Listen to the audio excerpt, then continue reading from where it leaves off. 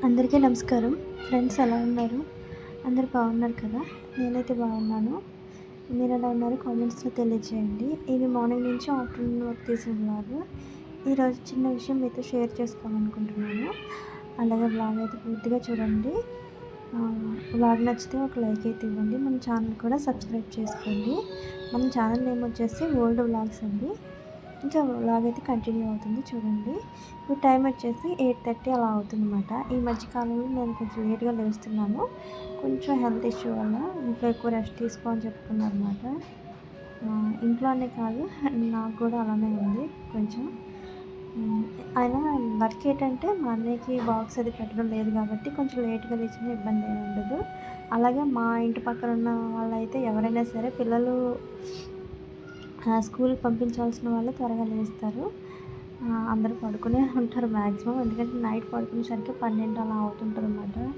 అందరూ పడుకునేసరికి ఎవరి పనులు వాళ్ళు ఉంటారు. కూర్చొని మాట్లాడుకోరు కానీ ఎవరింట్లో వాళ్ళు ఆ టైం అవుతూ ఉంటది. ఇంకా పండగలొచ్చిందంటే ఇంక అసలు పడుకోరు సరిగ్గా. అలా అండి. ఇంక నేను ఫ్రెష్ అప్ అయిపోయి బయట ఎవరు లేరు. ఎండొచ్చింది. కొంచెం నేను అలా అటు ఇటు తిరుగుతున్నాననమాట. నెక్స్ట్ వచ్చేసి ఇల్లనేది క్లీన్ చేసుకుంటున్నాను. అమ్మ రైస్ పెడతారు. లేచిన వెంటనే అన్నయ్యకి రైస్ పెడతారు. ఎందుకంటే ఒక్కొక్కసారి టిఫిన్ తింటారు. ఒక్కొక్కసారి రైస్ తింటారు. మ్యాక్సిమం రైస్ తింటారు. నేను కొంచెం లేట్‌గా 8:30 ఆ టైంలో జావ తాగుతానమాట. ఈ రాగి జావ తాగడం వల్ల ఏంటంటే కొంచెం బయటికెళ్ళే వాళ్ళు అంటే జావ తాగుతారు కదా! వాష్‌రూమ్ అంటే టాయిలెట్ ఎక్కువ వస్తదనమాట. అందుకే మా అన్నయ్య తాగరు.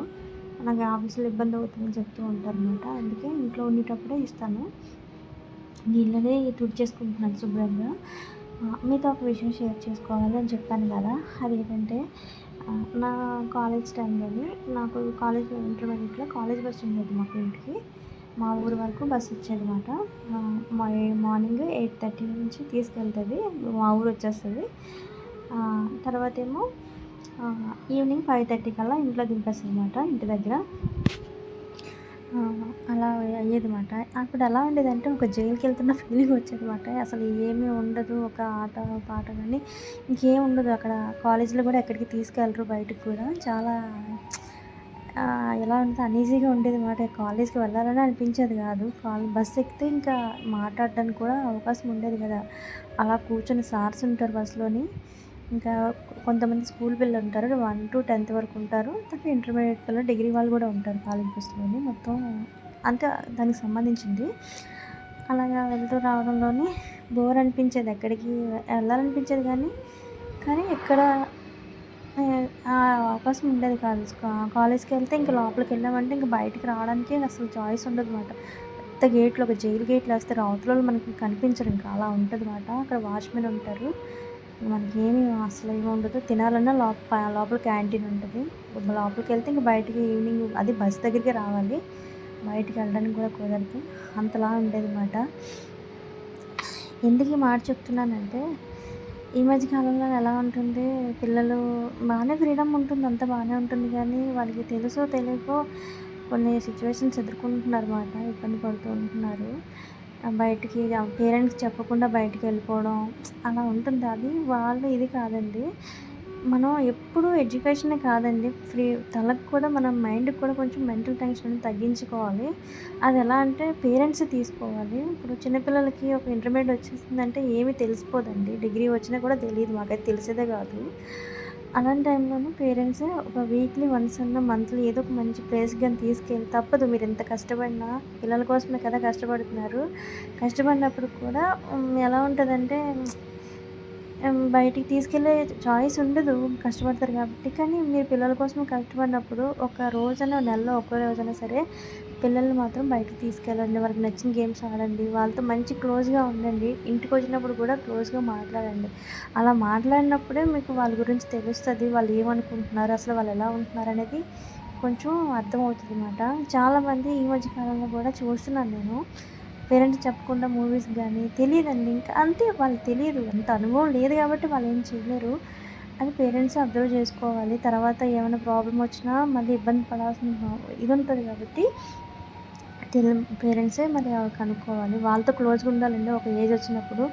ఒకానొక ఏజ్ వరకు పిల్లల్ని కొట్టి ఆపగలం. ఒక ఏజ్ దాటితే వాళ్ళే మన మీద రివర్స్ అయిపోతారు. ఎందుకంటే ఏజ్ పెరుగుతుంది వాళ్ళ తప్పు కాదు. కాబట్టి మన పిల్లలెప్పుడూ చిన్నోళ్ళే మనకెప్పుడు చిన్నగానే అనిపిస్తారు గానీ, ఒక ఏజ్ దాటిన తర్వాత ఆహ్, వాళ్ళు గూడా మైండ్ మెచ్యూరిటీ అలా అవుతూ ఉంటది. అంత అయిపోదు. తెలీదు. కొంచెం ఏదో మనం బాడీలో మార్పులవి జరుగుతూ ఉంటాయి గాబట్టి, పిల్లల్ని అబ్జర్వ్ చేసుకొని, మనం కూడా వాళ్ళు బయటికి తీసుకెళ్ళడం, వాళ్ళతో క్లోజ్‌గా ఉండడం, ఈరోజు కాలేజ్‌లో ఏం చెప్పారు, మీరేం జేశారు, మీ ఫ్రెండ్స్‌తో ఎలా అలా మీరు అబ్జర్వ్ చేస్తూ వాళ్ళతో క్లోజ్‌గా ఉండాలి. అలాగని తిట్టమని గాదు. ప్రతిదానికన్నా చదవలేదు, చదవలేదని కాకుండా ఇలా కూడా ఒక బయటికి తీసుకెళ్ళడం, మైండ్ ఫ్రెష్ మీరైనా అంతే కదా! ఒక బాగోకపోతే గుడికి వెళ్తారు, నచ్చిన ఫ్రెండ్స్‌తో మాట్లాడతారు. అలాగా మీరే ఫ్రెండ్‌లాగా పిల్లలతో బిహేవ్ చేస్తే మంచిదని నా ఉద్దేశం. చాలామంది చూస్తున్నాను చాలా ప్రాబ్లమ్స్ ఇంట్లో పేరెంట్స్ చెప్పకుండా మీరు ముందే జరిపించేస్తే పిల్లలకి వాళ్ళేం చెప్పరండి బయటికి. చెప్పజేయకుండా ఎళ్ళిపోతారు. అలా ఉంటది. మైండ్ కూడా ఫ్రీ ఉంటేనే చదువుతామండి. అది కూడా చదవడానికి తలకెక్కుతది. లేకపోతే మనం ఏమి చేయలేము. అలాంటి సిట్యుయేషన్ మాట. కాబట్టి ఎక్కువగా పిల్లలతో స్పెండ్ చేయడానికి చూడండి. మంచిగా వాళ్ళకి ఏం కావాలో ఏంటో కనుక్కోండి. ఆహ్, అలా చేస్తే మంచిది. ఎందుకంటే ఇప్పుడు ఈ మధ్య కాలంలో డిప్రెషన్స్ ఎక్కువైపోతున్నాయి. ఇంకా చదువు, చదువు, చదువు ఎంత పెద్దగా స్కూల్‌లో ఏసినా వాళ్ళు చాలామంది సూసైడ్ చేసుకుంటున్నారు. చాలా ఇబ్బంది పడుతున్నారు. ఒకటే ఇదిలో అంటే ఎవరు చేయలేరండి. ఇంటి దగ్గర చదువు, బయట చదువు అంటే కష్టమవుతది. కాబట్టి వాళ్ళకి మైండ్ ఫ్రీ కొంచెం ఆడుకోవడం వాళ్ళతో పాటు మీరు అబ్జర్వ్ చేస్తూ వాళ్ళతో పాటు ఆడిన తర్వాత తప్పదండి. ఇంక అన్నీ ఉంటాయి లైఫ్‌లో. వాళ్ళ కోసమే కష్టపడుతున్నప్పుడు వాళ్ళ కోసం మీరు కొన్ని చేయాల్సి ఉంటది. అలా చేసినప్పుడే వాళ్ళు మీ గురించి కొంచెం మీతో చెప్పగలుగుతారు ఏదైనా సరే. భయం లేకుండా ఏదైనా మేము ఇలా చేయాలనుకుంటున్నాం, మాకు అది కావాలి, మాకు అది చేయాలని చెప్తారు. ఒక్క చదువే కాదు లైఫ్‌లో అన్నీ ఉండాలని నా ఉద్దేశం. ఇదేనండి మీతో చెప్పాలనుకుంటున్నాను. ఏదో అనుకున్నాను కానీ నాకెందుకో ఈ విషయం చెప్పాలనిపించింది. ఈ మధ్య కాలంలో చూస్తున్నాను కదా పిల్లల్ని. అదేనండి ఈరోజు మార్నింగ్ అయితే ఇలా జరిగిపోయింది. అసలు వ్లాగ్ గురించి మాట్లాడలేదు. అలాగే ఈ వ్లాగ్ నచ్చితే ఒక లైక్ అయితే ఇవ్వండి. మన ఛానల్ కూడా సబ్స్క్రైబ్ చేసుకోండి. తిరిగి రేపటి వ్లాగ్‌లో మళ్ళీ కలుద్దాము.